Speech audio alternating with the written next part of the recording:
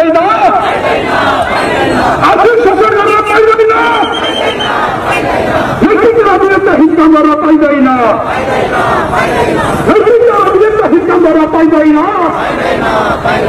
भौतिक शोषण गर्न पाइँदैन दलितका विरुद्ध भौतिक शोषण गर्न पाइँदैन दलितका विरुद्ध भौतिक शोषण गर्न पाइँदैन सरकार के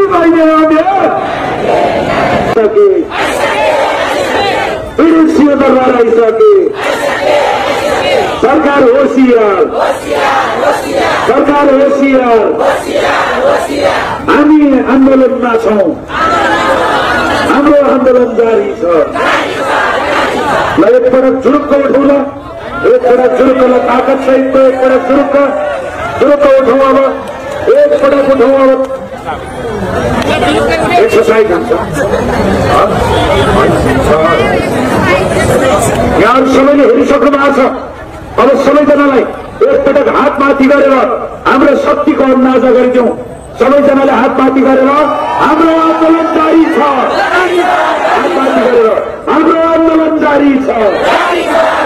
हाम्रो आन्दोलन जारी छ हकमतियार होशियार सरकारी पीड़ित न्याय दे लघुत्व पीड़ित न्याय दे सरकारी पीड़ित न्याय दे हकमतियार होशियार हकमतियार होशियार हकमतियार होशियार हकमतियार होशियार हामी सिंहदरबार आइसक्यौं जनता सिंहदरबार आइसके जनता सिंहदरबार आइसके हाम्रो बचत फिर्ता गर बजेट भाषणमा हाम्रो बचत कार्यान्वयन गर बजेट भाषणमा बजेट कार्यान्वयन गर बजेट भाषणमा हाम्रो माग सम्बोधन गर लोगों पीड़ित न्याय दे सरकारी पीड़ित न्याय दे सबैजना फेरि एकपटक बसौँ ल है त ल